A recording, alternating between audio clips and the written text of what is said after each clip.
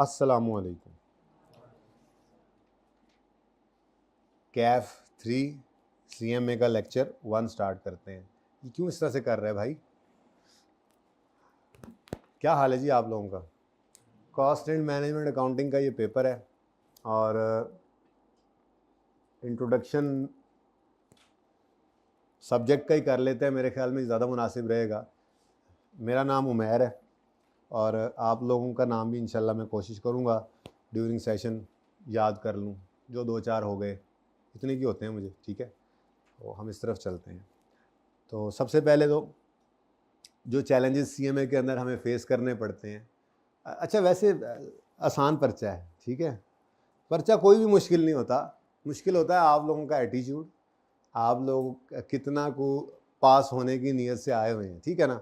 तो वही जो है ना वो डिसाइड करता है आपके पास फेल होने की रेशो को। बहरहाल जो चैलेंजेस नॉर्मली बच्चों को फेस करने पड़ते हैं, मैंने यहाँ पे 3-4 पॉइंट्स लिखे हुए हैं। चैलेंजेस से ज़्यादा भी हो सकते हैं, लेकिन मोटे ये मसाइल हैं। इसमें सबसे पहला तो यही है कि हमारा जो सिलेबस है CMA का वो काफ़ी लेंथी है। अब इसका हल क्या है कि हम जो इम्पोर्टेंट टॉपिक्स हैं उन पे ज़्यादा टाइम लगा रहे होंगे। होता भी ऐसे ही है हमेशा, ये तो लिखने की बात थी, वरना होता भी ऐसे ही है। हाँ, जो कम इम्पोर्टेंट टॉपिक्स हैं उनको हम छोड़ देंगे ना। हाँ, जो छोड़ेंगे वो लाजमी आएगा, ये तो आपको भी अब पता लग गया होगा, ठीक है। ऐसा कुछ तजर्बा हुआ? FAR 1 कितने बच्चों ने दिया? FAR 1 अच्छा, कोई ऐसा बच्चा जिसने कोई टॉपिक चॉइस में छोड़ा हो और वो आ गया हो? कोई है ऐसा बच्चा? कोई एक्सपीरियंस शेयर करें। कॉन्सेप्चुअल फ्रेमवर्क छोड़ दिया था, 6 नंबर का सवाल आया, सुभान अल्लाह। 5 का 6 का 6 का आया, सुभान अल्लाह। हालांकि मैंने बोला था बच्चों को कि 5 से 7 नंबर पूछता है इसमें से। और जी और अपना एक्सपीरियंस शेयर करे। कोई और छोड़ के गए हो टॉपिक? कोई तो होंगे यार, मान नहीं रहे हैं, ज़रूर हैं। क्या तुमने कोई छोड़ा था टॉपिक? NPO थोड़ा ढीला किया हो हैं भाई यार, आ गया 2-3 दफ़ा हैं, पेपर अच्छा हो गया फिर। भाई आपने FAR 1 का पेपर दिया है इस दफ़ा? नहीं दिया? आ जाओ फिर। अच्छा, तो भाई लेंथ है सिलेबस की ज़्यादा और ये मसला आपका नहीं है, ठीक है, ये मसला मेरा है। तो इसको इंशाल्लाह जो है वो मैं फोकस कर लूँगा। जो इंपॉर्टेंट टॉपिक्स हैं उन पे ज़्यादा टाइम लगाएंगे हम इंशाल्लाह, और जो कम इंपॉर्टेंट हैं उन पे कम टाइम लगाएंगे। लेकिन ये आपने नहीं डिसाइड करना, क्योंकि जो आपने छोड़ दिया वो भाई की तरह से और भी बच्चे बैठे होंगे, ऐसे मसले मसाइल उनके साथ हो चुके हैं, मान नहीं रहे वो लोग, ऐसा मसला होता है। और फिर ज़्यादा बड़ा मसला पता है क्या होता है? आप एक टॉपिक जो है आपने उसको अच्छा किया, मुनासिब किया, इंपॉर्टेंट नहीं था, मुनासिब कर लिया, बहुत अच्छा नहीं किया था, उसमें से सवाल आ गया। नॉर्मली ऐसे टॉपिक में सवाल आता भी है तो बहुत एक्स्ट्राऑर्डिनरी सवाल होता भी नहीं है, अच्छा सवाल होता है बस। तो जिसने वो बराबर सराबर किया होता है वो उसको अच्छा अटैम्प्ट कर लेता है। खुदा ना खास्ता अगर कोई छोड़ कर गया तो सिर्फ वो सवाल देखने के बाद होश उड़ जाते हैं, ठीक है ना। वो तोते मैना चिड़िया मैं कहता होता हूँ बच्चों के, वो पर्चे बैठे उड़ जाते हैं, जो आता होता है वो भी जाता रहता है, ठीक है। तो इसलिए ये तो काम आपने बिल्कुल नहीं करना। खैर चलें, लेंथी पेपर भी होता है, इसका काम सिलेबस की लेंथ तो चलो हम कर लेंगे। हमने तकरीबन कोई 105 से 110 लेक्चर्स करने हैं अपने इस पूरे सिलेबस के लिए, और 1 घंटा 30 मिनट से इन्होंने 1 घंटा 25 मिनट किया टाइम टेबल में, मैंने देख लिया है। तो मैं इंशाल्लाह उसको करता हूँ 5-7 मिनट हम मिल के पीछे कर लेते हैं इसको 10 मिनट। तो हम 1.5 घंटा रोज़ पढ़ेंगे, कोशिश करेंगे छुट्टी ना करें, और 110 के आसपास प्लस माइनस 1-2 लेक्चर्स हो सकते हैं, इसमें हम इंशाल्लाह इसको कवर कर लेंगे कंफर्टेबली, कोई मसला नहीं है। बस कोशिश ये करेंगे कि हम छुट्टी ना करें, ठीक है ना। आप लोग छुट्टी करके बैठ जाएं तो मैंने कहा दीवारों को पढ़ाना है, इसलिए हम छुट्टी नहीं करेंगे इंशाल्लाह। हम इंशाल्लाह अपने आराम से करते करते इसको अपने सिलेबस को 110 के आसपास लेक्चर्स के अंदर कवर कर लेंगे। होपफुली इंशाल्लाह 31 जनवरी तक ख़त्म हो भी जाएगा, पहले दिन ही कह रहा हूँ, अल्लाह खैर करेगा, ठीक है। सब कुछ खैर खैरियत से रहा, बहरहाल इंसान भी उनको मसला मसाइल ना हो जाए। बहरहाल प्लान के मुताबिक लास्ट टाइम छुट्टियों के बावजूद भी 31 जुलाई को हमारा सिलेबस 2-3 दिन प्लस माइनस के साथ हो गया था। तो इंशाल्लाह 31 जनवरी तक हो जाएगा, लेकिन 110 के अराउंड लेक्चर्स होंगे, पहले बता रहा हूँ, ठीक है। अच्छा, तो लेंथ ऑफ सिलेबस तो हम कवर कर लेंगे। लेंथी पर्चे का क्या करें? पर्चा भी लेंथी होता है। आप जिस बच्चे को मिलेंगे वो यार पेपर पूरा ही नहीं हुआ, हमें आके मिलेंगे सर पेपर पूरा नहीं होता, सर क्वेश्चन पूरा नहीं होता। इसका क्या हल है? मैं पिछली क्लास में भी अर्ज़ करके आ रहा हूँ, इसका एक ही हल है, वो है प्रैक्टिस। और वो भी कौन सी? Time restricted, time bound practice करनी है आपको। अगर 10 नंबर का एक सवाल, 10 मार्क्स का एक सवाल आया है, ठीक है जी, तो आपके लिए क्या है? 1.8, ठीक है। क्योंकि अब बच्चे ज़्यादातर ऐसे हैं जो कैफ से गुजर चुके हैं इसलिए उनको इस बात का पता है, लेकिन जो PRC से आए हैं उनके लिए ये बहुत इंपॉर्टेंट बात है। यहाँ पर आपको पर्चा हल करने के लिए 3 घंटे मिलते हैं और एडिशनल 15 मिनट आपको रीडिंग के भी मिलते हैं। तो जो 3 घंटे आपको पर्चा हल करने के लिए मिलते हैं उसके अंदर 180 मिनट होते हैं और 100 नंबर का पर्चा होता है, तो एक नंबर के हिस्से में 1.8 मिनट आते हैं। ठीक है, तो आपने जिंदगी में कोई भी सवाल करना है तो उसको इस अप्रोच से करना है, सिर्फ पर्चे में नहीं पहली बार करना। पर्चे में पहली बार करने से ये नहीं आप कर सकेंगे कि आप इसको 18 मिनट में कर लें। आपकी आदत होनी चाहिए, रूटीन होनी चाहिए।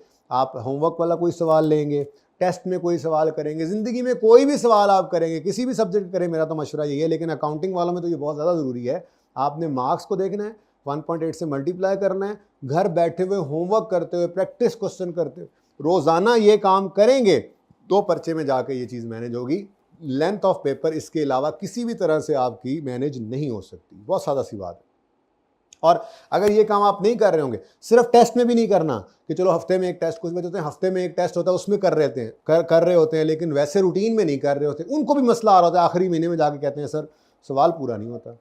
सर जो गिवन टाइम आप जैसे मार्क्स इंटू 1.8 करके कहते हैं वो, अच्छा प्रैक्टिस हो भी जाए ना पूरा फिर भी नहीं होता। अक्सर क्या होता है 18 मिनट बनते हैं ना, 20 मिनट 22 मिनट लग रहे होते हैं। ये कोई मसला नहीं है, किसी पर्चे के अंदर किसी सवाल में 5 मिनट ऊपर लग जाते हैं तो 5-4 मिनट किसी एक आधे में बच भी जाते हैं, मैनेज हो जाता है। 90 प्लस हो ही जाता है, 90-95 मार्क्स का पर्चा तो हो ही जाता है अगर इस तरह से चलें आप। और वो सेफ जोन है, 85 प्लस 90 तक चले जाएं तो वो सेफ जोन हो जाता है, आप काफ़ी हद तक पासिंग की तरफ चले जाते हैं इसमें। ठीक है, तो मार्क्स इंटू 1.8 करना है आपने। ज़िंदगी में कोई भी सवाल करना है तो उसके साथ ये नहीं कि घर पे बैठे हुए हैं तो अपने होमवर्क वाले सवाल को सुकून से करेंगे तो फिर टेस्ट में कैसे अप्लाई करेंगे उसको, टेस्ट में नहीं करेंगे तो ICAP में एकदम कैसे अप्लाई होगा। तो ये सबसे इंपॉर्टेंट बात है कि आपने इस लेंथी पेपर को अगर टैकल करना है तो आपकी प्रैक्टिस जो है वो टाइम रिस्ट्रिक्टेड होनी चाहिए हमेशा। कोई भी सवाल आपको होमवर्क के अंदर मिले, क्लास में आपको मैं कहूँ ये सवाल करें, आप टेस्ट में सवाल कर रहे हो, आपकी एक आदत बन जानी चाहिए ये वाली। ठीक है, ओके। अच्छा जी, मैथ तो आप लोग पढ़ के ही आए होंगे। QM किसी एग्जाम थी? QM एग्जाम वाले QM किसी की एग्जाम है? किसी की भी नहीं माशाल्लाह, मेरी तरह ये सारे नहीं रियाजी। चलें कोई बात नहीं, QM वाली रियाजी को छोड़ें, 5वीं 6ठी 7वीं तो सभी पढ़ के आए होंगे। अब उतनी को मैथ चाहिए हमें इसके अंदर। ठीक है, तो आपने बेसिकली चलें इसके ऊपर बात कर लेते हैं। ठीक है, कि आपको कौन कौन सा प्रीवियस नॉलेज दरकार होगा, आपको एक बड़ी टेंशन होती है। ठीक है, तो मैं आपको QM का या इंट्रो का कितना आपको नॉलेज दरकार है इस पर्चे के लिए वो भी बता देता हूँ अभी। ठीक है, तो बहरहाल मैथमेटिकल कैलकुलेशंस के लिए हमने बेसिक्स के ऊपर थोड़ी सी ग्रिप लेके आनी है। मैं आज आपको बेसिक्स से स्टार्ट करवाऊँगा। बेसिक्स आपका कोई चैप्टर नहीं है ICAP का, ठीक है, लेकिन इन बेसिक्स के बगैर आप कोई चैप्टर कर भी नहीं सकते क्योंकि ये बेसिक्स आपकी हर चैप्टर के अंदर हैं। तो उम्मीद है अल्लाह की ज़ात से कि हम इस हफ्ते के अंदर बेसिक्स को किसी न किसी हद तक साइड पे लगा लेंगे, नहीं बेसिक्स हम कर लेंगे और फिर नेक्स्ट वीक में हम अपना पहला टॉपिक जो है वो कोई सा भी हो सकता है, वो इन्वेंट्री वैल्यूएशन भी हो सकता है, वो FOH भी हो सकता है, मैं कोई एक चैप्टर शुरू करवाऊंगा नेक्स्ट वीक में। ठीक है, लेकिन ये बेसिक्स बहुत से ज़्यादा ज़रूरी हैं। ये बेसिक्स आपकी सारे CMA के अंदर चलनी है। हर रोज़ आपने वही काम कर रहा होना है जो आपने ये इस पहले वीक के अंदर करना है। इसलिए बेसिक्स के ऊपर ग्रिप होगी। मैथमेटिकल कैलकुलेशंस जो हैं वो इंशाल्लाह मोटी मोटी कुछ चीज़ें होती हैं जो बार बार हो रही होती हैं, हम उनको इंशाल्लाह टैकल कर लेंगे। ठीक है, एक बहुत बड़ा मसला जो स्टूडेंट्स के लिए मसला है, उस्ताद को देखा जाए तो उस्ताद के लिए तो वो एक ब्लेसिंग है। वो क्या है, सोल्यूशन कहाँ से शुरू करना है इसका पता नहीं चलता। आप लोगों को अक्सर बच्चे CMA के अंदर ये कहते हुए नज़र आएंगे कि यार CMA के पेपर में समझ नहीं आती है कि सवाल को हल कैसे करना है, सोल्यूशन कहाँ से शुरू करना है। तो उस्ताद के लिए तो ये फिर ब्लेसिंग ही हुई ना, कहीं से भी शुरू कर दो, कहीं ना कहीं से जवाब निकल आएगा। लेकिन स्टूडेंट के लिए ये एक बड़ा मसला है। तो इस मसले का हल जो है वो बात इस्लामी है। इस मसले का हल जो हमने निकाला है वो ये है कि हमने CMA के अंदर भी कोशिश ये करनी है और यही करेंगे, यही करते आ रहे हैं कि हम इसमें भी हर टॉपिक का जो सवाल होगा एक पहला जैसे करेंगे, कोशिश करेंगे, बाकी सारे भी उसी तरह से होंगे। यानी कि CMA के अंदर भी हम कोशिश करके फॉर्मेट्स को फॉलो करेंगे। 99% क्वेश्चन इससे हो जाएंगे, 1% तो फिर FAR1 FAR2 में भी ऐसे ही हो जाता है कि आप फॉर्मेट्स के बाद परेशान हो रहे होते हैं, ठीक है। तो फाइनेंशियल अकाउंटिंग ज़्यादा आसान इसलिए बच्चों को लगती है कि उसके अंदर सेट पेट फॉर्मेट्स होते हैं, सीएमए के अंदर वो नहीं होते हैं। तो यहाँ पे सोल्यूशन करने का तरीका ये होगा, हम स्टैंडर्ड फॉर्मेट्स यूज़ कर लेंगे। हाँ, कैलकुलेशंस, मैथमेटिकल कैलकुलेशन जैसे मर्जी करते रहें आप। मैं बच्चों को बताता होता हूँ सवाल करते हुए कि आप कैलकुलेशन करें, ट्री बना लें, आप जो मर्जी कर लें, आप तस्वीरें बना दें, वहाँ पे आपने कैलकुलेशन करनी है ना, जैसे मर्जी करें, कोई मसला नहीं। लेकिन सोल्यूशन का एक स्टैंडर्ड हम फॉर्मेट रख लेंगे। जो भी टॉपिक करेंगे उसके अंदर हम कोशिश ये करेंगे कि हर सवाल जो है वो हम एक स्टैंडर्ड फॉर्मेट के ऊपर करें, उससे आपको बहुत फ़ायदा हो जाएगा, ठीक है। तो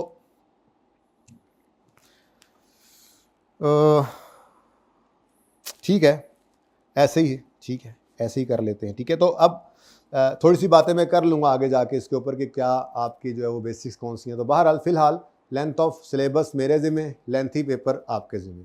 लेंथी पेपर आपने जाके आखिर में आई कैप में देना है, फरवरी मार्च के अंदर जाकर, ठीक है। लेकिन उसकी प्रैक्टिस आपने आज से ही, आज अभी से ही शुरू करनी है, इससे पहले नहीं। इससे बाद में लेके जाएंगे तो फिर गड़बड़ हो जाएगी, ठीक है।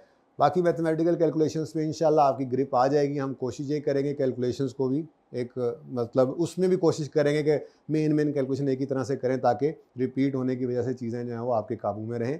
और स्टार्टिंग पॉइंट सोल्यूशन का कौन सा हो, ये मसला हल करने के लिए हम स्टैंडर्ड फॉर्मेट्स को यूज़ करेंगे, ठीक है। अच्छा जी, ये कुछ चैलेंजेस थे जो आपके सीएमए के अंदर आपको भुगतना पड़ जाते हैं नॉर्मली, ठीक है। बाकी सिलेबस जैसा कि आपको अभी भी अदनान साहब को FR 2 का वो बनाया था ना, तो अदनान साहब ने कहा कि ये टीचिंग आवर्स तो ICAP वाले हैं। मैंने कहा सर मैं तो ये लिखता इसलिए हूँ कि ICAP का सिलेबस उठाया है ताकि बच्चों को पता लगे कि ये सिलेबस ही है, लेकिन ये लिख कर यहाँ पे काट देता हूँ कि इसके ऊपर ना जाए, ठीक है। ये तो ICAP ने अपने आवर्स लिखे हैं, हमारे आवर्स तो हमारे हिसाब से ही होंगे ना, ठीक है। तो तकरीबन 1.5 घंटे की एक क्लास होगी और तकरीबन 110 के आसपास लेक्चर्स होंगे, तो आप अंदाज़ा लगा लें कितने आवर्स लगने हैं। तो ये आवर्स आप छोड़ें, आवर्स हमारे अपने होंगे, ठीक है। हाँ, आपके लिए इंपॉर्टेंट ये है, यहाँ पे भी ICAP ने इस पूरे सिलेबस को 3 ग्रिड्स के अंदर बांटा हुआ है, ठीक है। तो इनको 1 बाय 1 देखते हैं हम, ठीक है। सबसे पहली ग्रिड जो है, इसमें वैसे बेसिक्स ऑफ अकाउंटिंग में आप देखें तो मैंने कोई चैप्टर नंबर नहीं डाला हुआ, ठीक है। स्टडी रिसोर्स क्या यूज़ करना है वो मैं बता देता हूँ, ठीक है ना। फिलहाल ये चैप्टर नंबर्स जो है, ये चैप्टर नंबर्स ICAP की स्टडी टेक्स्ट के हिसाब से हैं और इन्हीं चैप्टर नंबर्स को ही मैंने नोट्स के अंदर भी रखा हुआ है, चैप्टर नंबर वही होंगे, ठीक है ना। तो बेसिक्स ऑफ अकाउंटिंग का कोई चैप्टर है नहीं, बेसिक्स ऑफ अकाउंटिंग का चैप्टर कोई नहीं आएगा किताब के अंदर, लेकिन ये बहरहाल एक ज़रूरी चीज़ है जो हैंड आउट आपको मिला। हो सकता है इसमें भी मैं कोई आगे जाके 2-4 चीज़ें और ऐड करवाने का सोच लूँ इस दफ़ा, एक बात है, ठीक है, क्योंकि आपकी बेसिक्स जितनी स्ट्रांग होंगी आप उतने ही आगे बेहतर चलते रहेंगे, ठीक है। बहरहाल यहाँ से आपके चैप्टर स्टार्ट होते हैं। Inventory valuation, accounting for overheads, ABC, labour costing, cost one production, job order, service costing और मार्जिनल एब्जॉर्प्शन कॉस्टिंग। इस ग्रेड की जो वेटेज है वो 35 से 45 मार्क्स की, लेकिन नॉर्मली इस ग्रेड के अंदर ICAP जो है वो अपनी लोअर साइड के ऊपर ही नज़र आ रहा है। मैंने ये सारा आपके लिए जो है वो आगे ट्रेंड बनाया हुआ है, उसको हम इंशाल्लाह देख लेते हैं, ठीक है। बहरहाल इसमें हम नॉर्मली ये पहले स्टार्ट करते हैं ओवरहेड्स और ABC। ये ABC भी ये ABC कह रहा हूँ मैं इसको, एक्टिविटी बेस्ड कॉस्टिंग को, ये भी ओवरहेड्स का ही चैप्टर है बेसिकली। चैप्टर अलग अलग है, अप्रोचेज हैं, ठीक है। उसके बाद लेबर कॉस्टिंग है, कॉस्ट वन प्रोडक्शन है, कोई भी चीज़ छोड़नी नहीं। मैं अभी आपको ट्रेंड दिखाता हूँ, जैसे मिसाल के तौर पे job order and service costing जो है, ये काफ़ी अरसे से नहीं आ रहा था, बच्चों ने इसको लिफ्ट कराना छोड़ दी, पिछली से पिछली टाइम में उन्होंने 15-16 नंबर का सवाल दे दिया।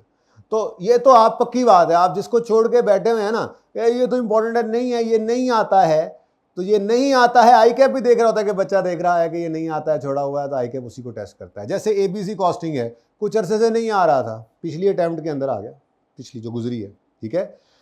बच्चों को कह के भेजा था इस दफ़ा, मार्जिनल एब्जॉर्प्शन जो है इंपॉर्टेंट है, नहीं आया हुआ तो अब उसने टेस्ट कर लिया, ठीक है। बहरहाल इस बार पेपर निस्बतन थोड़ा बराबर सराबर था, मतलब पास होने वाला था। उससे पहले 2 अटैम्प्ट में तो ICAP ने खूब गुस्सा निकाला इस पर्चे के अंदर, खास तौर पे पिछली अटैम्प्ट के अंदर। लेकिन खैर हमें इससे क्या, हमें इससे बिल्कुल भी घबराना नहीं है कि पर्चा कैसा आता है, हमें तो ये देखना है कि हमने पास कैसे होना है, जैसा भी पर्चा है तो वो हम इंशाल्लाह सीखेंगे, ठीक है। कुछ इंपॉर्टेंट बातें हैं, ठीक है, जिनको आपने मद्देनज़र रखना है अकाउंटिंग के पर्चे के लिए, कि नेगेटिव मार्किंग नहीं होती, carry forward marks, mistake carry forward के बिल्कुल क्लियर इंस्ट्रक्शंस हैं, बिल्कुल क्लियर इंस्ट्रक्शन ICAP की तरफ से। अगर आप कहेंगे तो मैं लेके चला जाऊंगा आपको ICAP के पास, जो उन्होंने हमें यही बात बताई हुई है और यही समझाई हुई है कि ना तो यहाँ पे नेगेटिव मार्किंग है, चलो वो तो एक बच्चे का और मसला जो होता है ना कि कैरी फॉरवर्ड के मार्क्स कटते हैं, भाई यहाँ पे नहीं है वो रवाज, ठीक है। अकाउंटिंग के अंदर जो भी अकाउंटिंग का पर्चा है, चाहे वो फाइनेंशियल अकाउंटिंग है चाहे कॉस्ट मैनेजमेंट अकाउंटिंग है, एक गलती जहाँ पे हो गई उसके नंबर कट गए, अब उस फिगर गलत फिगर ने आगे यूज होना है ना, तो उसके आगे नंबर नहीं कटते। तो इसलिए अकाउंटिंग वाले पर्चे सबसे आसान है पास करने, अगर आपको ये बात समझ आ जाए। ये कैसे समझ आएगी, कैसे समझ आएगी? ये पर्चे में बैठ के पहली बार कैसे समझ आएगी? ये नहीं, पहले समझ नहीं आएगी। आपको जो वीकली टेस्ट आपका लिया जाएगा उसमें टेस्ट मुश्किल होगा, थोड़ा सा टफ होगा, थोड़ा समझ नहीं आ रही होगी, वहाँ पे जो बच्चा जो समझ में आए वो करेगा। अब फिर उसको टेस्ट को चेक करने के लिए कोशिश यही है कि थोड़ा क्वालिटी उसकी बेहतर की जाए, क्वालिफाइड लोग हों या फाइनलिस्ट हों उनसे चेक करवाया जाए। इसी अप्रोच के ऊपर जैसे आई के अपने गाइड किया उनको ट्रेन करके, ताकि आपको पता लगे कि हाँ सवाल तो पूरा नहीं आता था, हाँ उस्ताद कहता था कि जहाँ समझ ना आए वो फिगर अज्यूम करके आगे चले जाना, हमने ऐसा ही किया था टेस्ट के अंदर तो हमारे नंबर आए थे। पर्चे में पहली बार ये कॉन्फिडेंस आपको नहीं आ सकता अगर आपने उसको टेस्ट में ट्राई नहीं किया हुआ, ठीक है ना। खैर चलें, तो ये ग्रिड है आपकी जी। उसके बाद कॉस्ट फ्लो की ये जो ग्रिड है, इसमें चैप्टर्स तो कम हैं लेकिन इसकी वेटेज काफ़ी है, ठीक है। इसकी वेटेज है 20 से 30 नंबरों की, और इसके अंदर आपके प्रोसेस कॉस्टिंग है, joint and by product costing है। ये 8 और 9 चैप्टर जो है ये भी हम इकट्ठा ही पढ़ते हैं, बेसिकली ये एक ही टॉपिक समझ लें, हम इसको इकट्ठा ही पढ़ा करते हैं, ठीक है। और स्टैंडर्ड कॉस्टिंग वेरिएंस एनालिसिस जो है ये 2 चैप्टर्स हैं आई कैप के, इनको भी इकट्ठा ही पढ़ा जाता है, इनको इकट्ठा पढ़ते होते हैं, ठीक है। और एक टारगेट कॉस्टिंग है। टारगेट कॉस्टिंग भी कभी नहीं आया था, इस दफ़ा उसने इसको फिर थोड़ा सा पूछ लिया, ठीक है, कि ज़रा बच्चे जो है वो भूल रहे हैं कि शायद ये भी सिलेबस से ही निकल गया, शायद ऐसी कोई बात नहीं, ठीक है। तो जो छोड़ के जाएंगे इंशाल्लाह वो तो ज़रूर आएगा। तो जब आपको सब करवाया जाए तो आपने सब करना है। फोकस मैं खुद करूंगा, जिस पे ज़्यादा करना है और जिस पे कम करना है वो मैं खुद कर लूँगा। इतना काम हर टॉपिक का लाजमी होता है कि उसमें से सवाल आ जाए तो वो आप हल कर सकें, ठीक है। उसके बाद सबसे इंपॉर्टेंट ये ग्रेड है 30 से 40 नंबर की, ठीक है, जिसको डिसीजन मेकिंग, मशहूर ज़माना डिसीजन मेकिंग कहा जाता है। तो इसमें ये नॉर्मली हायर साइड के ऊपर ही रहता है अपनी ग्रेड में, ठीक है जी। ये सारा कुछ अभी आपको दिखाता हूँ। इसके अंदर इन्वेंट्री मैनेजमेंट है। आई कैप तकरीबन 2 सवाल इसमें से देता आ रहा है पिछली 3-4 अटैम्प्ट में से। पिछली अटैम्प्ट में थोड़ा सा इसके ऊपर ध्यान कम दिया था, लेकिन इस अटैम्प्ट में फिर उसके तकरीबन 2 सवाल इसी इन्वेंट्री मैनेजमेंट में से आए हुए थे, ठीक है। सीवीपी एनालिसिस 1-2 अटैम्प्ट उसने एक आधी अटैम्प्ट मिस कर देता है, लेकिन इस दफ़ा उसने अटैम्प्ट में सीवीपी एनालिसिस का सवाल भी किया हुआ है, ठीक है, आपसे। और फिर रेलेवेंट कॉस्टिंग बहुत इंपॉर्टेंट चैप्टर, डिसीजन मेकिंग की यही बुनियाद होती है और डिसीजन मेकिंग टेक्निक्स हैं। तो ये डिसीजन मेकिंग का पोर्शन कहलाता है सारा, ठीक है। इसके अंदर आपके बेसिकली ये 4 ही पोर्शंस हैं, ठीक है, जिनसे डिसीजन मेकिंग मिलकर बनती है। अच्छा, एक बड़ी अहम बात जो करना भूल गया, ठीक है, वो अहम बात क्या है, आपके क्वेश्चंस जो हैं इसमें से कितने आते हैं, तो 9 क्वेश्चंस आते हैं आपके टोटल पेपर के अंदर, 9 सवाल आते हैं। कितने सवाल जी? ये सब पेपर्स में ऐसे ही है। अभी मैं FAR 1 को पहली क्लास के अंदर ये बता के आ रहा हूँ, उनके भी 9 सवाल आते हैं, ठीक है। उन 9 सवालों में से 6 सवाल जो होते हैं वो शॉर्ट क्वेश्चंस होते हैं, 6 शॉर्ट क्वेश्चंस लिख देते हैं ऐसे, ठीक है, 6 शॉर्ट क्वेश्चंस। FAR 2 में भी ऐसे ही है, ठीक है। 6 शॉर्ट क्वेश्चंस होंगे जो कि मैक्सिमम अप टू 10 मार्क्स के होंगे, मैक्सिमम अप टू 10 मार्क्स। और आप लोगों के लिए बुरी खबर, MCQ नहीं होता है CMA के अंदर। CMA के पर्चे में MCQ यानी अकड़ वकड़ का ऑप्शन भी नहीं है, हैं? अच्छा भला था, चलो 10 नंबर और नहीं तो 10 नंबर तो कई लगा देंगे, समझ नहीं आएगी, तो यहाँ पे वो नहीं है, ठीक है। तो 6 क्वेश्चन होंगे, मैक्सिमम अप टू 10 मार्क्स को 6 नंबर का, 5 नंबर का, 8 नंबर का, 10 नंबर का, तकरीबन 6 सवाल जो हैं, ठीक है। और आई कैप की कोशिश यही होती है कि तकरीबन 50% पेपर सेक्शन ए में हो जिसमें शॉर्ट क्वेश्चंस हो और 50% ही बी के अंदर हो, ठीक है।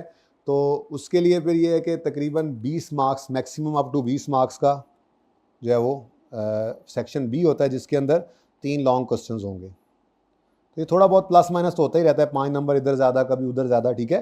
तो 3 लॉन्ग क्वेश्चन जो होते हैं वो मैक्सिमम अप टू 20 मार्क्स। तो कोई 15 नंबर का, फिर 18 नंबर का, फिर कोई 15 नंबर का, ऐसे करके ये 40 से 50 मार्क्स तकरीबन इधर से दे लेते हैं और फिर आई कैप में शॉर्ट क्वेश्चन भी होते हैं, ठीक है। तो ये थोड़ा सा आपको बताया कि यहाँ से अब आपको खुद ही पता लग जाएगा, मैं भी बताऊंगा आपको कि कौन कौन से टॉपिक्स में से चलते चलते देखेंगे हम, ठीक है। लॉन्ग क्वेश्चन किन में से बन सकते हैं और शॉर्ट क्वेश्चन किन में से आपको देखने मिल रहे होते हैं, ठीक है। तो ये पेपर के अंदर 9 सवाल होते हैं, 6 शॉर्ट क्वेश्चन और 3 लॉन्ग क्वेश्चन, ठीक है। अब जो इंपॉर्टेंट बात है वो क्या है, आपका चैप्टर वाइज एनालिसिस है, ठीक है। ये 6 अटैम्प्ट से पीछे मैं इसलिए भी नहीं गया, सिलेबस के अंदर चेंजेस आई हुई हैं इनसे पहले, ठीक है। तो आपको अगर कभी एंड पे जाके कोई पेपर्स फुल फ्लैज करने भी पड़े तो आपको इन 6 अटैम्प्ट से पीछे जाने की ज़रूरत नहीं है, ठीक है। जब कैफ 8 हुआ करता था तो उसका लेवल भी डिफरेंट होता था, क्योंकि कैफ 8 का मतलब होता था कैफ का आखिरी पर्चा, जो कि अब स्टार्ट में आ गया थोड़ा सा, ठीक है ना। तो जाहिर है उस वक्त, लेकिन हम ये नहीं कि हम वो सवाल करेंगे नहीं, हम सवाल वो सारे करेंगे जो कैफ 8 के अंदर आते थे। हमने पास पेपर्स को ही फोकस करना है और मैं तकरीबन बच्चों को सारे पास पेपर्स ही करवा देता हूँ, ठीक है। वो इल्ला माशाल्लाह को 1-2 बच जाएँ, टेस्ट में देने के लिए रखा और मिस हो गया, ऐसा को मिस हो जाए तो हो जाए, वरना हम पास पेपर सारे ही कर लेते हैं। उसका फ़ायदा ये है कि हम कैफ 8 वाले लेवल की तैयारी कर लेते हैं, तो पर्चे में अगर उससे आसान भी आ जाए तो हमारे लिए फिर वो ज़रा सहूलत ही रहती है, ठीक है ना। सही है। तो ज़रा आप पैटर्न चेक करें, तो ये जो पहली ग्रेड है 35 से 45 नंबर की, इसमें अगर आप गौर करें तो आई कैप अपनी लोअर साइड के ऊपर यहाँ पर ऑपरेट कर रहा है, जैसे मैंने आपको बताया 35 से 45 की ग्रेड है। इसके अंदर इन्वेंट्री वैल्यूएशन का जो चैप्टर है वो पिछली 3 अटैम्प्ट से आ रहा था, इस दफ़ा इन्वेंट्री वैल्यूएशन मिस हुआ है। तो जो मिस हो जाए आने वाला टॉपिक है वो तो और भी इंपॉर्टेंट हो जाता है, ठीक है। और जो आप छोड़ेंगे जी ये मिस होगा, वो भी लाजमी आता है, छोड़ना कुछ नहीं है, बार बार कह रहा हूँ। ओवरहेड्स का चैप्टर है, ठीक है, इसमें एक अटैम्प्ट मिस हुई थी, उसके बाद ये भी रेगुलरली टेस्ट होने वाला है। मैं ये पैटर्न दिखाने के बाद आपको कुछ important topics, most important topics, less important topics बताऊंगा। लेकिन आप ये लिखने के बावजूद आप देखेंगे जब हम सिलेबस कर रहे होंगे तो हम सारी चीज़ों को उस वक्त नहीं देख रहे होंगे कि कोई इंपॉर्टेंट क्या है या इंपॉर्टेंट क्या नहीं है। बस वो फिर मेरी तरफ से स्ट्रेस ज़्यादा या कम वो आपको पता नहीं चलेगा। ये मेरा मसला है, आपका मसला नहीं है, कौन सी चीज़ इंपॉर्टेंट है, कौन सी चीज़ कम इंपॉर्टेंट है, ठीक है। तो एक्टिविटी बेस्ड कॉस्टिंग, ये इसके बारे में कह रहा था मैं, चेक करो। ये दोनों बेसिकली ये ओवरहेड्स, ये भी एक ओवरहेड्स के ही एक टेक्निक है, ओवरहेड्स की एब्जॉर्ब करवाने की एक टेक्निक है, ठीक है। तो ये नहीं आ रहा था, नहीं आ रहा था, नहीं आ रहा था, नहीं आ रहा था, बच्चों ने पिछले टर्म में कहा नहीं आ रहा, आ गया। सवाल बड़ा आसान था, अच्छा रिजल्ट भी अच्छा 40% से ऊपर आया था पिछली बार, ठीक है। सवाल बहुत आसान था, लेकिन बच्चों ने चूंकि इसको चॉइस में छोड़ा हुआ था तो फिर इसका नाम देखकर जो पर्चा आता था, और सवाल इतना आसान था कि अगर ये सिर्फ 2-3 सवाल भी किए होते ना उन्होंने क्लास के अंदर, जितना कुछ उस्ताद कहते हैं यार एक सवाल भी कराया, वो भी कर लिया होता ध्यान से, तो वो सवाल अटेम्प्ट हो सकता था। लेकिन नहीं, तो छोड़ के जाना तो फिर रिस्क है, ठीक है। खैर इस दफ़ा ये नहीं आया। उसके बाद लेबर कॉस्टिंग अगर आप देखें तो ये भी इंपॉर्टेंट टॉपिक्स में से है, एक बार मिस हुआ उसके बाद ये भी रेगुलरली आ रहा है। कॉस्ट वन प्रोडक्शन एक ऐसा ही टॉपिक है जिसको बच्चों ने सोचा था ये हम तकरीबन, क्योंकि इसके अंदर जनरल एंट्रीज होती हैं और प्रोसेस कॉस्टिंग जब हम कर लेते हैं towards the end of syllabus, जब 100 के आसपास लेक्चर होते हैं, 100 से ऊपर जब चले जाते हैं, तो ये एंड पे आने वाले टॉपिक्स में से एक टॉपिक है। 2 दिन इस पे लगते हैं, कॉस्ट लोन प्रोडक्शन और जॉब ऑर्डर कॉस्टिंग पे 2 दिन बच्चे प्रैक्टिस करते हुए, तीसरा दिन वैसे तो मैं 2 दिन सोचता होता हूँ, बच्चे ही डिसाइड करते हैं, अगली फीडबैक उनका होता है ना, प्रैक्टिस करते हुए 1 दिन ऊपर भी लग जाता है। लेकिन बहुत छोटा सा टॉपिक है, आसान भी बहुत है, ठीक है। लेकिन मसला क्या हुआ होगा, देखो, और ये नहीं आता, बच्चे करते हैं ऐसे, ये नहीं आता, ये नहीं आता, ये चलता आ रहा था कि आ गया, और आया भी कितने नंबर का, तो छोड़ना कुछ भी नहीं है, मैं बार बार कह रहा हूँ, ठीक है। उसके बाद मार्जिनल एब्जॉर्प्शन कॉस्टिंग है, ठीक है जी, 3 अटैम्प्ट से मिस हो रहा था। इस दफ़ा बच्चों को कह के भेजा था मैंने, भाई मार्जिनल एब्जॉर्प्शन इंपॉर्टेंट है, प्रॉफिट स्टेटमेंट बनवाएगा, बहुत अरसे से नहीं आई हुई, तो वैसा ही हुआ, ठीक है। और आया भी कितने नंबर का, खैर से 19 नंबर, ठीक है। तो बहरहाल अगेन अपनी ग्रिड के लोअर साइड के ऊपर है आई कैप इसमें, ठीक है। तो इसमें से कुछ चैप्टर्स जो हैं वो इम्पॉर्टेंट हैं और कुछ लेस इम्पॉर्टेंट हैं। बहुत ज़्यादा इम्पॉर्टेंट वाले चैप्टर्स में शायद इनमें से मैं किसी को भी ना डाल सकूं कि कभी भी अटैम्प्ट मिस नहीं हुई, लेकिन इंपॉर्टेंट तो बहरहाल हैं, आप देख रहे हैं इनकी फ्रीक्वेंसी, ठीक है। दूसरा जो आपका पोर्शन है ये देखने में छोटा, लेकिन अच्छा टाइम में आपको बताता हूँ कितना कितना लगाएंगे, ठीक है। अब इसके अंदर 20 से 30 नंबर की ये ग्रिड है, लेकिन इसको आसान मैं इसलिए कहता हूँ क्योंकि ये एक टॉपिक है, 2 चैप्टर्स हैं, एक टॉपिक है, प्रोसेस कॉस्टिंग है, और फिर उसी के ही साथ जॉइंट बाय प्रोडक्ट हम करेंगे, ठीक है। तकरीबन भाई जाग के तरह देखना, तकरीबन 12 से 13 दिन इस पर कम से कम लगते हैं, इससे ज़्यादा लग जाए तो 14 दिन लग जाएंगे, ठीक है। ऐसे ही स्टैंडर्ड कॉस्टिंग वेरिएंस एनालिसिस 10 से 12 दिन इस पर भी लग जाते हैं, यानी कि मिला जुला के कोई 25 दिन इन दो पे लगते हैं। टारगेट कॉस्टिंग ये हम शुरू में ही कर लेते होते हैं क्योंकि ये ज़रा बुनियाद बनाने में हेल्प करता है, तो 3-4 दिन में ये हो जाता है, ठीक है। तो मिला जुला के इस पर कोई 30 दिन लग जाएंगे। इस टोटल इसके अंदर 3 टॉपिक से देखा जाए तो, ठीक है, और इसकी वेटेज 20 से 30 नंबर की। अब अगर इसकी वेटेज वैसे देखें, प्रोसेस कॉस्टिंग रेगुलरली आने वाला टॉपिक है। आपको कैसे रेगुलर कहाँ है? ओ भाई ये देखो, ये अगर देखो ना, ये असल में प्रोसेस अकाउंट बनवाए या joint by process costing, joint by product costing, ये इकट्ठा भी कर लेता होता है। एक ही देखें सवाल के अंदर ये 2 पार्ट्स के साथ है क्योंकि ये एक ही जैसी चीज़ है, ठीक है। वरना रूटीन क्या चल रही है, जब ये पूछ लिया बड़ा सवाल, ये नहीं पूछा था तो अगली बार इस तरफ आ गया, ये नहीं पूछा, फिर अगली बार इस तरफ आ गया, फिर ये नहीं पूछा। लेकिन इस दफ़ा बच्चों को एक्सपेक्टेशन बताई जाती है, लेकिन पहले ये अच्छे तरीके से करवाया जाता है, फिर बताया जाता है एंड पे कि एक्सपेक्टेशन क्या है, हो सकता है जी इस दफ़ा वो इस तरफ चला जाए। लेकिन जो बच्चा इसको छोड़ के चला जाएगा उसके साथ ये भी हो सकता है, ठीक है। तो इसलिए तैयार रहना है आपने। अगर कोई चीज़ चॉइस में छोड़ें तो फिर प्रोविजन रखें, फीस अगली दफ़ा की भी साइड पे रखें जो आपने एग्जाम की देनी होगी, ठीक है। Anyways, standard costing variance analysis बहुत रेगुलरली आ रहा था, 8 number, 19 number, 8 number, 10 number, 15 number. इस दफ़ा सरप्राइज़ मिला है बच्चों को, ठीक है। इस दफ़ा कोई सवाल इसमें से नहीं आया क्योंकि वो जो टारगेट कॉस्टिंग बच्चे भूले पड़े थे वही हुआ, जिसका डर था वो आ गया, ठीक है। तो बहरहाल अगेन अपनी वेटेज के अंदर ही है, ये 25 नंबर का अपने ग्रेड में ही रहा आई कैप, लेकिन ये सरप्राइज बच्चों को जरूर मिला, ठीक है। ये तो एक्सपेक्टेशन थी, एक्सपेक्टेशन के मुताबिक आया, this wasn't expected at all. बच्चों ने टारगेट कॉस्टिंग बहरहाल करवाया तो जाता ही है, बच्चों ने जोर इसी पे, स्टैंडर्ड कॉस्टिंग एक मुश्किल टॉपिक है, बच्चा बड़ा जोर लगाता है, टुवर्ड्स द एंड जाके हो रहा होता है, आखिरी महीने के अंदर वैसे ही बच्चे का दिमाग कितना तेज चल रहा होता है, बहुत तैयारी करके गए थे बच्चे, ठीक है। कोई बात नहीं, इधरों आ गया, ठीक है। बहरहाल इट हैपन्स। और सबसे इंपॉर्टेंट एरिया जिसको डिसीजन मेकिंग कहा जाता है, इसमें आई कैप अपनी हायर साइड के ऊपर ही ऑपरेट कर रहा है, अगर आप गौर फरमाएं तो, ठीक है। इसमें इन्वेंट्री मैनेजमेंट जो है ये पिछली अटैम्प्ट मिस हो गई थी, वरना आप देखें रेगुलरली इसको टेस्ट कर रहा है। 8 नंबर का आया, फिर ये 2 सवाल 18 नंबर के, फिर 2 सवाल 14 नंबर के, 2 सवाल 16 नंबर के। इस बार मैंने ज़रा ऐसे करके लिख दिया, अभी कल बना रहा था तो 2 सवाल आए हैं और 14 नंबर के। तो ये मोस्ट इंपॉर्टेंट टॉपिक्स के अंदर फॉल करता है, अच्छी वेटेज है इसकी, ठीक है। उसके बाद सीवीपी एनालिसिस, मतलब आ भी रहा था, फिर मिस भी हुआ, फिर आ गया, मिस हुआ, इस बार फिर आ गया। लेकिन ये नहीं कहना कि मिस, अब अगली बार मिस होगा, इधर देखो 2 दफ़ा भी आया हुआ है, ठीक है। तो आई कैप भी ऐसे छेड़खानियाँ आपसे करता है, चॉइस तो बिल्कुल ज़िंदगी से निकाल देना, छोड़ के कुछ भी नहीं जाना। और सीवीपी एनालिसिस एक ऐसा टॉपिक है जो डिसीजन मेकिंग के अंदर बच्चों को थोड़ा सा मसला करता है, क्योंकि इसके अंदर मैथमेटिक्स है, ठीक है। थोड़ा मैथमेटिक्स बच्चों को तंग करती है, लेकिन इंशाल्लाह तंग नहीं करेगी अगर आप रोज़ आते रहेंगे तो। रेलेवेंट कॉस्टिंग प्रिंसिपल्स, मैं कह रहा था बड़ा ही इंपॉर्टेंट टॉपिक है, बड़ा ही इंपॉर्टेंट टॉपिक है, एक ही बार आया हुआ है। असल में ये बेस है इसकी, और इसको आप देख रहे हैं, ये देखें 20 नंबर का, 14 नंबर का, 17 नंबर के 2 सवाल, 15 नंबर का 3 सवाल, 35 नंबर के 1 सवाल, 18 नंबर का। इनकी बुनियाद यही रेलेवेंट कॉस्टिंग ही होती है, रेलेवेंट कॉस्टिंग प्रिंसिपल्स की बेस पर ही डिसीजन मेकिंग हो रही होती है। तो ये आपके सामने मोटा मोटा कुछ एनालिसिस आ गया, ठीक है। अब अगर आप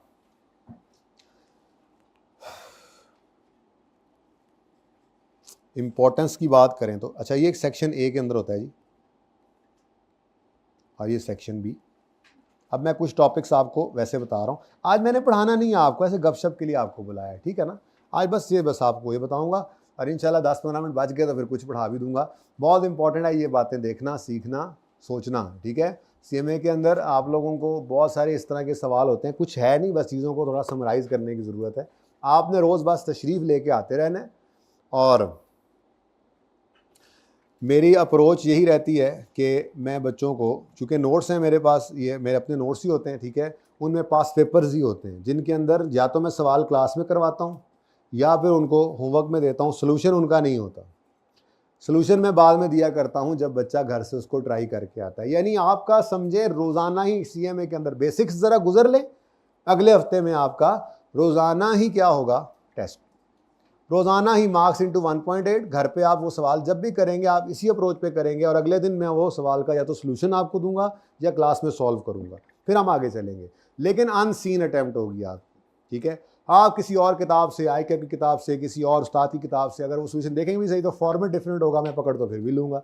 इसलिए आप लोगों को रोज़ाना एक सवाल जो है वो पूरी ईमानदारी के साथ ऐसे ही करना पड़ेगा जैसे पर्चे का सवाल कर रहे हैं। तो CMA के अंदर आपकी डे 1 से ही, डे 1 तो नहीं कहना चाहिए, वीक 2 से ही इंशाल्लाह हर रोज़ आपकी ये प्रैक्टिस स्टार्ट हो जाएगी कि आप घर पे अनसीन, जो सबसे बड़ा फियर है और जो सबसे बड़ा प्रॉब्लम है इसमें, तो इंशाल्लाह हम उसके ऊपर पहले दिन से ही काम शुरू करेंगे। हम उसको जो है वो इसी तरह से प्रैक्टिस करेंगे। अनसीन होगा, बस दिमाग में जो आया करते गए। अब जब अगले दिन सॉल्यूशन देखा या मैंने क्लास में करवाया तो तकरीबन सारा ही सही निकल आया। अब ये जो कॉन्फिडेंस है ये आपको इसके अलावा किसी और तरीके से नहीं मिल सकता।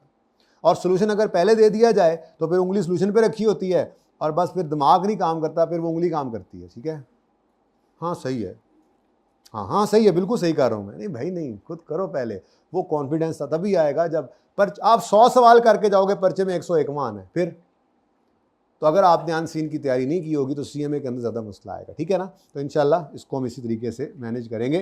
तो फिलहाल मैं बात कर लेता हूँ कि मोस्ट इंपॉर्टेंट टॉपिक्स कौन से बनते हैं। फिर आपके ख्याल में ये पैटर्न आपके भी सामने है, आपने देखा, आपके पास हैंडआउट भी है। मोस्ट इंपॉर्टेंट टॉपिक्स कौन से बन रहे हैं? मेरे ख्याल से तो मोस्ट इंपॉर्टेंट टॉपिक्स में चैप्टर 15 और 16 बन रहा है। कौन से हैं भला? ना, रेलेवेंट कॉस्टिंग और डिसीजन मेकिंग। रेलेवेंट क्योंकि इसके बगैर हो नहीं सकता डिसीजन मेकिंग। ठीक है, रेलेवेंट कॉस्टिंग प्रिंसिपल्स की बेस पर ही डिसीजन मेकिंग हम करते हैं, इसीलिए तो आपको एक दफ़ा नज़र आया अलग से, बाकी वो हमेशा ही साथ उसके चल रहा होता है। ठीक है, उसके बगैर डिसीजन मेकिंग नहीं हो सकती है। तो रेलेवेंट कॉस्टिंग बहरहाल एक बुनियाद है, डिसीजन मेकिंग ही है बेसिकली। ठीक है, relevant costing and decision making, ये मोस्ट इंपॉर्टेंट। उसके बाद चैप्टर 8 और 9 भी मेरे ख्याल से, क्योंकि वो भी देख लें, कोई ऐसी अटैम्प्ट तो नहीं है कि जिसमें मिस हुआ हो। ये प्रोसेस कॉस्टिंग वाला 14 number, 16 number, 20 number, 16 number, 15 number, 15 number, कह सकते हैं इसको मोस्ट इंपॉर्टेंट कि ना कहूँ? कह लूँ, इजाज़त है? बड़ी मेहरबानी। चैप्टर केड़ा केड़ा सी? 8 एंड 9 प्रोसेस कॉस्टिंग हो गई। आपके अंदर शौक पैदा कर रहा हूँ कि कुछ भी नहीं है, चीज़ें आइडेंटिफाई करो, मेहनत करो, ये पेपर पास होने के लिए ही है इंशाल्लाह। सबसे इजी यही पास होगा इंशाल्लाह आपका। पिछली बार, इस बार नहीं, पिछली बार बहुत मुश्किल पर्चा आया था और रिजल्ट इसका टॉप 2 के अंदर आ गया, 44%। शायद ICAP ने भी थोड़ी सी माफ़ी दी होगी, लेकिन बहरहाल पास वही हुए थे जो कुछ करते रहे। कुछ करते रहना है। मैंने पिछली क्लास में शेर सुनाया ना, चलने वाले निकल गए, जो ठहरे ज़रा कुचल गए। तो बाकी आपकी मर्जी है। प्रोसेस कॉस्टिंग और joint and by product. Joint and by, ये क्या होता है सर? ये क्या चीज़ें हैं? वो थोड़ा थोड़ा टाइम थोड़ा ही लगाना है। क्या मैंने अर्ज़ किया, तकरीबन 12 से 15 दिन लग जाते हैं इस पर। अब एक चीज़ 12 से 15 दिन में जाकर समझ आनी है तो पहले दिन सिर्फ नाम ही लिख सकता हूँ ना, ठीक है। लेकिन ये आपका, मैं कह सकता हूँ कि ये आपके one of the favourite topics ये होगा आपका, जब आपको समझ आ जाएगी। पहले 3-4 दिन बाद, पहले 3-4 दिन होश नहीं ना आता किसी भी टॉपिक में, उसके बाद जब समझ आ जाएगी तो आप कहोगे हाँ ये है वो टॉपिक, ये है वो टॉपिक जो इंशाल्लाह मुझे 70-80% मार्क्स दे देगा, जैसा भी सवाल आए। इसमें भी हम पेट फॉर्मेट के ऊपर ही चलेंगे। लेजर्स बनने, असल में ना इसमें जाके लेजर्स बनने लग जाते हैं। वही लेजर्स, डेबिट, क्रेडिट आपको नज़र आता है, आप फिर पागल हो जाते हैं उसको देख हैं, अकाउंटेंट्स, मुंशी, यू नो। तो चैप्टर 8-9 हो गया। उसके बाद मेरे हिसाब से चैप्टर नंबर 2 इन्वेंट्री मैनेजमेंट। देखें इन्वेंट्री मैनेजमेंट को भी क्यों मैं कह रहा हूँ मोस्ट इंपॉर्टेंट। सिर्फ एक अटैम्प्ट मिस हुई है, इस वजह से मैं इसकी इंपॉर्टेंस को तो नहीं ना अब जो है वो कम कर सकता। आप देख लें 8 नंबर, फिर 18, 14, 16, 2 सवाल इसके अंदर से पूछ रहा है, तो ये भी one of the most important. आप बाकी इंपॉर्टेंट में रख लेते हैं, ठीक है। और इंपॉर्टेंट की लाइन बहुत लंबी है क्योंकि बाकी सारे इंपॉर्टेंट है मैं समझता हूँ, लेकिन चलें फिर भी कुछ मैं लेस इंपॉर्टेंट में लिखूंगा, लेकिन आपको नजर आएगा लेस इंपॉर्टेंट वही हैं जो इस दफ़ा भी छेड़े गए और पिछली बार भी छेड़े गए। यानी लेस इंपॉर्टेंट को डिसाइड करना आपका काम ही नहीं है, वो मेरा काम है कि मैंने कितने सवाल कराने हैं। अच्छा यार ये ABC कॉस्टिंग है, कम इंपॉर्टेंट है, चलो बच्चों के ना 5-6 सवाल करा देता हूँ। FY ज़्यादा इंपॉर्टेंट है, चलो इसके 15-20 करवा देता हूँ। ये मेरा मसला होगा ना, आपका मसला नहीं है, ठीक है ना। ओके, इंपॉर्टेंट टॉपिक्स में मेरे हिसाब से standard costing, variance analysis important है। ज़रा मार्क्स की वजह से थोड़ा सा मैं इसको नीचे ले आया हूँ, मार्क्स थोड़े कम भी थे, एक आध बार ज़्यादा भी आए हैं, लेकिन बहरहाल मिस भी हुआ है एक दफ़ा, बाकी बड़े नंबर भी हैं। बहरहाल standard costing, variance analysis chapter कौन सा है? 11 एंड 12 स्टैंडर्ड कॉस्टिंग एंड, या ये लिख के ले आता, वैसे में इतना टाइम लग रहा है आज। अच्छा भला बेसिक्स में कुछ आपको करवा देना था, करवा फिर भी दूंगा, टेंशन ना लो। ज़रा अभी मेरा पेन सही नहीं चल रहा आज, ना ही हमारे पास स्टॉक में जो पेन पड़े हुए थे सरदनान मेरे पास वो चल रहे थे, तो बहरहाल गुजारा करें आज। समझ तो आ रहा है ना क्या लिखा हुआ? क्या मतलब राइटिंग नहीं सही मेरी? तुम ये कहना चाह रहे हो?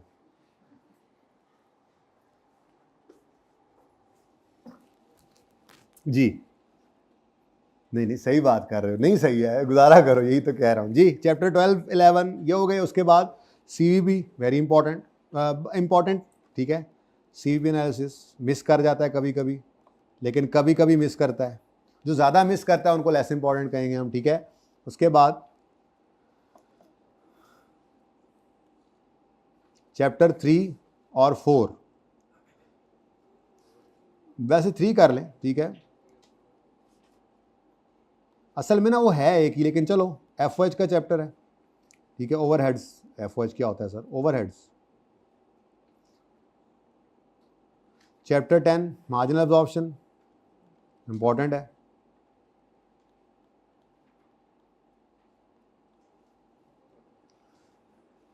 मैं तो समझता हूँ कि इन्वेंट्री वैल्यूएशन भी अब इंपॉर्टेंट है। कौन सा चैप्टर है? इन्वेंट्री वैल्यूएशन 1 है, इन्वेंट्री वैल्यूएशन, क्योंकि काफ़ी रेगुलर पूछ रहा है, इस दफ़ा छोड़ गया। अब आपके टाइम में फिर ये मेरे हिसाब से तो टॉप के अंदर आ जाना चाहिए, टॉप प्रायोरिटी के अंदर आई कैप की। उसके बाद लेबर कॉस्टिंग, बिल्कुल सही कह रहे हैं। कौन सा चैप्टर है? 5 लेबर कॉस्टिंग, ठीक है जी। तो ये ऐसे चैप्टर्स हैं जो काफ़ी आ रहे हैं, थोड़ा शॉर्ट क्वेश्चंस की तरफ हैं, थोड़े मार्क्स कम हैं, लेकिन रेगुलरली आ ज़रूर रहे हैं। उसके बाद कुछ लेस इम्पॉर्टेंट हैं। देखो मैंने लफ्ज़ इम्पॉर्टेंट की जान नहीं छोड़ी, मैं इसको फिर भी क्या कह रहा हूँ, इम्पॉर्टेंट है, ज़रा कम इम्पॉर्टेंट है, लेस इम्पॉर्टेंट है, ठीक है। उनमें कौन कौन से हैं जी? चैप्टर नंबर FOH इसका 4, ABC costing, activity based costing इसको कहते हैं, ठीक है जी, एक्टिविटी बेस्ड कॉस्टिंग। उसके बाद 6 और ये कौन से हैं वाला? कॉस्ट फ्लो इन प्रोडक्शन और जॉब ऑर्डर कॉस्टिंग। बहुत ही ज़बरदस्त मज़े का टॉपिक है, लेकिन बच्चे छोड़ते हैं, और छोड़ने वालों का अंजाम पिछली अटैम्प्ट में 16 नंबर का आया हुआ है, 2 अटैम्प्ट पहले, ठीक है ना।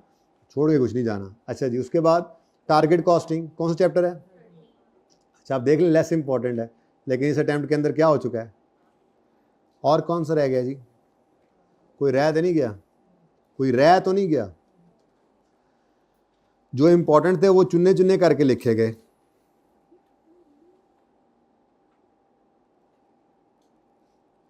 चलो जी, तो अब इसमें ना बच्चों ऐसा भी है, हमारा टाइम ही इन्हीं पर ज़्यादा लग रहा होगा। जैसे आपकी जो डिसीजन मेकिंग है, अच्छा मैंने जिनको मोस्ट इंपॉर्टेंट कहा है, सर वैसे क्यों मोस्ट इंपॉर्टेंट कहा है? Decision making, process costing, joint by inventory management, इन 3 टॉपिक्स को ज़रा देखते हैं, इनमें कितने मार्क्स बनते हैं। फॉर इंस्टेंस मैं ये अटैम्प्ट पकड़ता हूँ, ये देखो 14, 8, CV को छोड़ दें 20, ये 3 बोले हैं ना मैंने, कितने नंबर बने? 42। चलो आगे चलते हैं ज़रा, 8 और 8 16, 18, 14, ज़रा चेक करें, 48, नेक्स्ट 20, 14, 17, हाँ जी 51। यानी कि ये मोस्ट इंपॉर्टेंट टॉपिक्स ऐसे हैं कि हर अटेम्प्ट में तकरीबन 50 नंबर, 45 से 50 नंबर, ऐसे नहीं मोस्ट इंपॉर्टेंट कहा इनको, तो थोड़ा देखना पड़ता है इन चीज़ों को जी। देखें 15, ओ सारा कुछ गड़बड़ हो गया, लेकिन फिर भी 50 नंबर है। फिर इस दफ़ा क्या हुआ, प्रोसेस कॉस्टिंग में से आया है ना, हाँ ये प्रोसेस कौन 15, हाँ जी बता दें, ये 9 और 5 14 होते हैं, 40, तो इसलिए मोस्ट इंपॉर्टेंट है। तो बात समझ आ रही है थोड़ी सी। अच्छा, अब टाइम भी इसी हिसाब से लग रहा होगा। ये जो हमारी डिसीजन मेकिंग है, ये मैं एंड में बिल्कुल नहीं रखता होता, ये तकरीबन कोई 1 हफ्ता बेसिक्स पे लगेगा, उसके बाद फिर थोड़ा सा आपके साथ जो है वो छोटे छोटे मैचेस आपको खिलाऊंगा, FOH खिला दूंगा, ABC खिला दूंगा, फिर टारगेट कॉस्टिंग करा के उसके बाद फिर हम मूव कर जाते हैं नॉर्मली ये 4-5 टॉपिक्स, यानी कि तकरीबन कोई 1 महीना आपको थोड़ा सा रवां करके ना, आपको थोड़ा सा वो कहते हैं विसा के मारना, पंजाबी में कहते हैं ना। तो पहले आपको थोड़ा सा मैं ऐसे थोड़ा सा रनिंग में लेके आऊँगा, जब आपकी रनिंग पूरी हो जाएगी इंशाल्लाह, तो तकरीबन कोई 30 लेक्चर्स के आसपास हम डिसीजन मेकिंग स्टार्ट कर देते हैं। इसको एंड में मैं बिल्कुल नहीं रखता, बहुत इंपॉर्टेंट एरिया है और टाइम से ही होना चाहिए, आखिरी महीने में नहीं होना चाहिए। और तकरीबन इसके ऊपर ये जो डिसीजन मेकिंग है, इसमें इन्वेंट्री मैनेजमेंट है, CVP एनालिसिस है, रेलेवेंट कॉस्टिंग है और डिसीजन मेकिंग टेक्निक्स का चैप्टर है। ये जो 4 चैप्टर्स हैं, यानी ये एरिया डिसीजन मेकिंग का, तकरीबन मेरे 45 लेक्चर्स इस पे लगते हैं, ऑलमोस्ट 45 लेक्चर्स। फिर इसी तरह से यहाँ पर मैंने आपको बताया कि ये तकरीबन कोई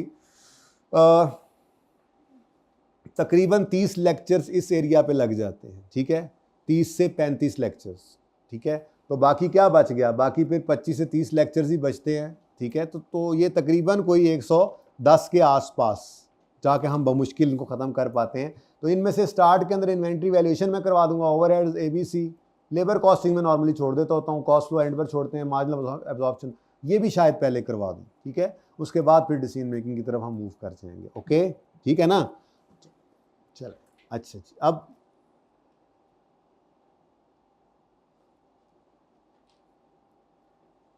और अगली बात क्या कर लें जी, ये तो बात होगी ना जी, पेपर में क्या आता है, फिर कुछ इम्पोर्टेंस आपको एनालिसिस दिखाकर मैंने करवा दी थोड़ी सी इसकी। अगली बात ये कि हाँ, स्टडी मटेरियल की बात मैंने की थी। स्टडी मटेरियल क्या होगा हमारे पास, तो जी किताब मेरी बिल्कुल भी नहीं है अभी, ठीक है, और मैंने ICAP की किताब को ही फॉलो किया है, लेकिन ICAP की किताब यूज़ करेंगे आप लोग, ठीक है। मैं आपको दूंगा लेक्चर नोट्स चैप्टर वाइज आपको दूंगा मैं, और उनकी नंबरिंग मैंने वही रखी हुई है जो ICAP के चैप्टर की नंबरिंग है, ठीक है, ताकि आप लोगों को थोड़ी सी सहूलत रहे, ठीक है। तो ये लेक्चर नोट्स हैं, इनके अंदर मैं सेलेक्टेड थ्योरी डालता हूँ, ICAP की किताब से ही डाली हुई है, खुद से तो कोई नहीं लिखा हुआ, कोई एडिशनल बात है ही नहीं, बस ठीक है, काफ़ी है वो वाली सिलेक्टेड थ्योरी मैंने डाली हुई है, ठीक है। उसके बाद ICAP के पास पेपर्स हैं, अब ये सिलेक्टेड नहीं है, ICAP के पास पेपर्स जो ICAP की किताब के अंदर हैं in the form of examples वगैरह होते हैं ना, comprehensive example, 2G examples ICAP की किताब में होते हैं ना, पास पेपर्स ही होते हैं नॉर्मली, ठीक है, या कुछ इलस्ट्रेशंस होती हैं, तो वहाँ पे कम हैं क्वेश्चंस। मैंने उससे भी पुराने वाले सवाल, कोशिश यही की किसी भी टॉपिक के जितने मैक्सिमम पास पेपर्स मौजूद हैं मेरे पास, जहाँ पे थे 2000 से आगे लेकर, तो कोशिश यही की है कि वो पास पेपर्स तकरीबन सारे के सारे ही हमारे सामने हों। उसमें फिर मैं आपकी प्रैक्टिस करवाता होता हूँ, खुद क्वेश्चंस करता हूँ, आपसे भी करवाता हूँ। और पास पेपर्स का एक, क्योंकि ICAP के लेवल का जो सवाल है वो ICAP के पास ही मिलता है, तो पुराने सवालों का फ़ायदा ये होता है कि वो नॉर्मली आपको किताबों में से उसके ICAP का सोल्यूशन तो वैसे अवेलेबल नहीं है, कुछ पीछे चले जाएं तो, और किताबों में भी आपको वो सोल्यूशंस नॉर्मली सारे नहीं भी मिलते, कम मिलते हैं। तो फिर एक अच्छा मौका होता है आपकी पिटाई करने का रोज़ाना, कि आपको सवाल दिया, आपके पास और कोई ऑप्शन है ही नहीं, अगर पास करने की नीयत वाले बच्चे हैं कि हमने उसको करना है और फिर खुद से ही करना है, जो हमारे सामने जो हमें समझ आएगी उस हिसाब से करना है, और अगले दिन आगे फिर वो सवाल जो है वो डिस्कस होता है। मोबाइल वाले भाई, ब्लू शर्ट वाले, वो डिस्कस होता है, ये ब्लू नहीं, बैंगनी शर्ट वाले भाई, इसको मोबाइल यूज़ कर रहे हैं ये हाइब्रिड में, भाई कौन मोबाइल यूज़ कर रहा है हाइब्रिड में, अच्छा नहीं, सॉरी यार, नाराज़ क्यों हो रहे हो, सॉरी। अच्छा, तो क्या कह रहा था मैं, हाँ, तो वो क्वेश्चंस पास पेपर के ऑलमोस्ट मैंने सारे ही डाले हुए इसमें, ठीक है। तो बहरहाल ये पास पेपर इन नोट्स के अंदर आपको मिल जाएंगे, और कुछ एडिशनल प्रैक्टिस हो भी सकती है छोटी मोटी, क्योंकि पास पेपर नॉर्मली ऐसा नहीं होता कि पास पेपर से ही बात शुरू कर लें। कुछ कॉन्सेप्ट्स ऐसे होते हैं जो चुनने से सवाल से शुरू करवाने पड़ते हैं, फिर मुन्ने सवाल पे आते हैं और फिर वो थोड़ा सा बड़े होते हैं सवाल। तो ऐसी कुछ इलस्ट्रेशन भी इसके अंदर मिल जाएंगी। तो ये लेक्चर नोट्स आपको मैं चैप्टर वाइज दूंगा, ठीक है जी। जैसे कि आपको आज मिल चुके हैं लेक्चर नोट्स बेसिक्स के, ठीक है। तो बेसिक्स के अंदर कुछ सिलेक्टेड थ्योरी है और उसके बाद आगे कुछ प्रैक्टिस क्वेश्चन हैं। पास पेपर्स तो नहीं है, जैसे मैंने आपको अर्ज़ किया कि ये तो कोई चैप्टर है ही नहीं, लेकिन इसके बगैर कोई चैप्टर है ही नहीं, ठीक है। तो इसलिए पहले ये ज़रूरी है, तो ये करेंगे इंशाल्लाह। बाकी जो दूसरा एक सोर्स है वो ICAP की स्टडी टेक्स्ट है, जिसको आपने अगेन मैं जैसे FAR 1 वालों को बोला, आप भी इसको ऑडिट पर्पज़ के लिए रखें। हाँ, FAR 1 को सिर्फ एज ये है कि उनके पास FAR 1 की किताब मौजूद है, आपके पास वही किताब नहीं है, नोट्स हैं, ठीक है। तो इसलिए आप पे ज़रा ज़्यादा बड़ी जिम्मेदारी पड़ती है कि जब मैं कोई चैप्टर अपनी तरफ से ख़त्म कर दूं तो आप उसका ऑडिट कर लें कि भाई इसने जो पढ़ाया, सिलेबस में जो लिखा हुआ था वो पढ़ाया या नहीं, ICAP की किताब में जो लिखा हुआ है वो पढ़ाया या नहीं पढ़ाया, कहीं आएँ बाएँ शाएँ करके। तो क्योंकि ICAP ये कहता है कि जो मेरी किताब के अंदर लिखा हुआ मैं उससे बाहर नहीं जाऊँगा। तो अगर हम एक ये तसल्ली कर लें ना कि ICAP की किताब के अंदर जो चीज़ें लिखी हुई हैं हमने वो सारी कर ली हैं, तो हमें किसी हद तक ये तसल्ली होगी कि हाँ हाँ बस ठीक है, इससे बाहर बात नहीं जाएगी, ठीक है। तो आपने जो दूसरा स्टडी मटेरियल जो है वो आपका होना है वो ICAP की स्टडी टेक्स्ट, ठीक है जी। अभी तो टाइम नहीं ना असल में सही याद हुए, कितनी देर रह गई है इस क्लास में, कितनी देर हो गई है, और रह कितना गया, तकरीबन 35 मिनट्स। चलो ये मैं स्टडी टेक्स्ट लिख लूँ ना, उसके बाद फिर आपने थोड़ी देर बाद जो है ना पार्ट 2 शुरू कर लेना। ICAP की स्टडी टेक्स्ट किसकी, कैफ 1 की देखोगे? हाँ, जो पर्चा है वही देखना, ठीक है, कैफ। ओके, डन हो गया। तो ये किस लिए आपने रखनी है, यह ऑडिट पर्पज़ के लिए रखनी है। इसमें जो सवाल है आपको नज़र आएगा वो सवाल हमने सारे करने हैं। हाँ, सोल्यूशन माजरत के साथ उसका एंड आंसर तो सेम हो सकता है, लेकिन फॉर्मेट वो होगा। ये ना मैं पाबंद कर सकता हूँ खुद को, ना आपको कोई किताब लगेगी, लेकिन हम इतना ज़रूर कर लेंगे कि हम हर सवाल एक तरीके से कर रहे होंगे।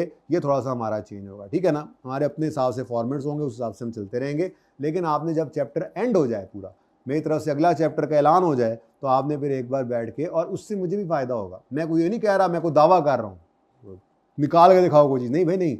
मैं ये कह रहा हूँ कि आप पढ़ के फिर मुझे भी बताएं कि यार मेरे कोता नज़र से जो ना गुजर सकी वो चीज़ अब मेरे सामने आ जाएगी, तो वो सबका फ़ायदा हो जाएगा। तो ऑडिट पर्पज़ के लिए यहाँ पर ज़्यादा बड़ी जिम्मेदारी इसलिए कि किताब नहीं है, नोट्स हैं। तो आपको तसल्ली करनी चाहिए हर चैप्टर के बाद कि क्या कहाँ पे खड़े हैं हम, क्या कर रहे हैं हम। सिलेबस देखा, ICAP की किताब देखी, उसके बाद कहा हाँ चलो ठीक है यार ये तो सब हो गया, अब आगे बढ़ते हैं। ओके, अच्छा चलें उस तरफ तो चलते ही हैं जो मसले मसाइल हैं, अब पढ़ाई की तरफ चलते हैं। लेकिन एक मिनट जो है ना, ज़रा पार्ट 2 शुरू कर लें।